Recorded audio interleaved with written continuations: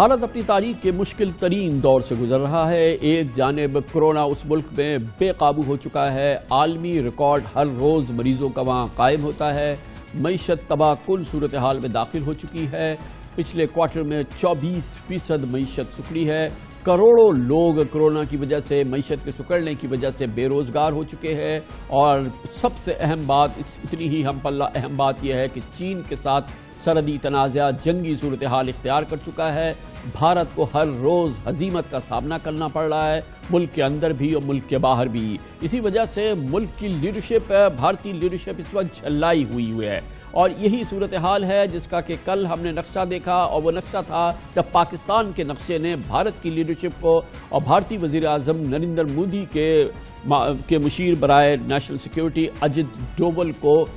ہلا کے رکھ دیا، یا ان کی جھلاہٹ اس لیول تک پہنچی کہ وہ اس اہم کانفرنس کو چھوڑ کے چلے گئے، یعنی کہ شنگھائی تعاون کانفرنس کے اس آن لائن اجلاس کو چھوڑ کے چلے گئے جہاں تمام رکن ممالک کے قومی سلامتی کے مشیران شرکت کر رہے تھے۔ اجلاس کے دوران اجت ڈوبل کو آگ لگ گئی جب پاکستان کا نیا نقشہ دیوار پر آویزہ دیکھ کر وہ بے قابو ہوئے، اور بھارت کے قومی سلامتی کے مشیر اجت ڈوبل اجلاس بیچ میں ہی چھوڑ کر وہاں سے فرار ہو گئے، کانفرنس کا بائیکاٹ کیا، اور اس کے ساتھ ہی پاکستانی مندوب کا انہوں نے خیال نہیں کیا۔ اور نہیں، دلچسپ بات یہ ہے کہ جو میزبان ملک روسی مندوب تھے یا روس تھا، اس کی بھی قدر نہیں کی، کیونکہ پاکستان کے بعد رشین انوائے نے تقریر کی، مگر اجت ڈوبل نے اس کا بھی بائیکاٹ کر دیا۔ اس اجلاس سے قبل 11 ستمبر کو بھارت نے روس سے پاکستان کے نقشے پر اعتراض اٹھایا تھا، جس پر پاکستان نے جواب میں بتا دیا تھا کہ یہ ہمارا نیا نقشہ ہے۔ پاکستان نے روس کو اپنے موقف سے باقاعدہ تحریری طور پہ آگاہ کیا تھا، جس کی روس نے تائید بھی کی تھی۔ کل SCO کے آن لائن اجلاس میں پاکستان کا نیا نقشہ واضح طور پہ دکھایا گیا، بڑی اچھی پلیسمنٹ کی پاکستان نے، دنیا کو دکھانا چاہتا تھا پاکستان کی یہ ہمارا نیا نقشہ ہے۔ کسی اور ممبر ممالک نے کوئی اعتراض بھی نہیں کیا، مگر اجت ڈوبل سے یہ حقیقت برداشت نہیں ہوئی، وہ دم دبا کے اجلاس سے واک آؤٹ کر گئے۔ پاکستان کے NSA نے SCO کی بیٹھک میں حصہ لیا تھا،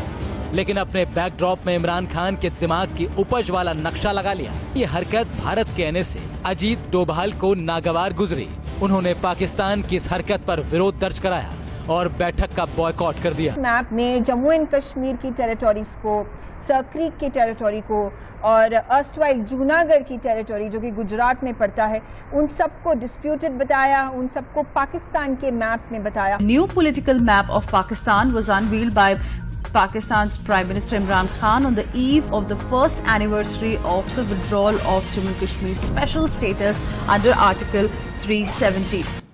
پاکستان نے اس سلسلے میں بڑی امپورٹنٹ اہم پوزیشن لی تھی پچھلے ماہ، جب حکومت پاکستان نے سیاسی نقشہ متعارف کرایا تھا، اپنا نیا سیاسی نقشہ متعارف کرایا تھا، جس میں کشمیر کو اقوام متحدہ کی قرارداد کے تناظر میں متنازع علاقہ بتایا گیا، اور واضح طور پہ بھارت کے 5 اگست کے مقبوضہ کشمیر پر غیر آئینی اور غیر قانونی اقدام کی نفی کی گئی تھی۔ اس موقع پہ وزیر اعظم عمران خان نے پوری دنیا کے سامنے اپنا یہ میسج رکھا تھا۔ آج ہم پاکستان کا نیا پولیٹیکل میپ دنیا کے سامنے لے کے آ رہے ہیں۔ جو ہمارا آفیشیل نقشہ ہوگا پاکستان کا، وہ یہ جو آج پاکستان کی کیبنٹ نے پاس کیا۔ اب سے یہ اسکولوں میں، کالجز میں، انٹرنیشنلی یہ نقشہ آیا کرے گا ہمارا۔ یہ سب سے پہلے پاکستان اور کشمیر کے لوگوں کا جو اصولی موقف ہے اس کی تائید کرتا ہے۔ جو ہندوستان نے 5 اگست پچھلے سال غاصبانہ اور غیر قانونی قدم اٹھایا تھا کشمیر میں، اس کی نفی کرتا ہے۔ بہت ہی دلچسپ ماحول تھا، بہت ہی امپورٹنٹ فورم تھا۔ اس موضوع پہ ہم بات کرتے ہیں۔ اس فورم میں پاکستان کو ریپرزینٹ کر رہے تھے وزیر اعظم کے مشیر برائے قومی سلامتی جناب ڈاکٹر معید یوسف ہمارے ساتھ موجود ہیں۔ بہت بہت شکریہ معید یوسف صاحب۔ یہ بتائیے گا کہ ویسے تو اس کانفرنس میں ضروری تو نہیں تھا کہ آپ یہ ہمارا جو نیا میپ ہے اس کو ہائی لائٹ کرتے، یہ ایک پالیسی ڈیسیشن تھا جس کی وجہ سے یہ آپ نے میپ رکھا، اس کا کیا بیک گراؤنڈ ہے؟ دیکھیے کامران صاحب، بات یہ ہے کہ یہ سیشن ویسے تو فزیکل ہوتا ہے، یہ ایک نیشنل سیکیورٹی ایڈوائزرز کا SCO کا سمٹ ہوتا ہے، جس طرح ابھی وزیر خارجہ پچھلے ہفتے روس گئے تھے۔ فیصلہ یہ ہوا کہ ورچوئل ہوگا کووڈ کی وجہ سے۔ اب جب کووڈ کی وجہ سے ورچوئل ہے تو ہم اپنے پرائم منسٹر آفس میں ہیں، میں اپنے دفتر میں بیٹھا ہوں، ہمارے فلیگز ڈسپلے ہوتے ہیں، اور اگر ہم یہ فیصلہ کریں کہ ہمارا نقشہ آنا چاہیے، ایک نیا نقشہ ہے، بالکل ہم دنیا کو فخریہ طور پہ بتانا چاہتے ہیں، تو یہ جس کمرے میں میرے دفتر میں یہ فیسلٹی موجود ہے ریموٹ جو ورچوئل کانفرنسز کی، اس میں ہم نے یہ نقشہ لگایا ہوا ہے، اور یہ نقشہ بالکل ہم نے ڈیلیبریٹلی لگایا ہوا ہے، کیونکہ ہر جگہ جس طرح پرچم ہوتے ہیں اسی طرح ہم چاہتے ہیں ہمارا نقشہ نظر آئے۔ یہ تو انہوں نے ایک ٹیسٹ کال رشینز نے کی تھی، ٹیکنالوجی ٹیسٹ کرنے کے لیے ہوتا ہے نا کہ آپ پہلے دیکھ لیتے ہیں کہ آپ کا کنیکشن ٹھیک ہے وغیرہ، اس میں تمام ممالک تھے۔ اب وہ ٹیسٹ کال میں ٹیکنیشینز آئے ہوئے تھے، اس کو بھی وہ برداشت نہیں کر سکے، اٹھا کے ایک تحریری نوٹ بھیج دیا اس ٹیسٹ کال کی بیسس پہ۔ ان کو تو یہ بھی نہیں پتا تھا کہ میں اس کمرے میں اس دن ہوں گا بھی کہ نہیں جس دن میں نے تقریر کرنی ہے، وہ تو صرف کنیکشن ٹیسٹ کر رہے تھے۔ تو دیکھیے بنیادی بات یہ ہے کہ ایک نان ایشو کو اس ٹیسٹ کال کے دوران جو بھارت کے ٹیکنیشینز نے آبزرو کیا، تو پھر بھارت نے ایک سرکاری خط لکھا رشین لیڈرشپ کو کہ یہ جو پیچھے میپ نظر آ رہا ہے یہ نظر نہیں آنا چاہیے، یہی ہوا، اسی طرح سے ہوا۔ پھر انہوں نے یہ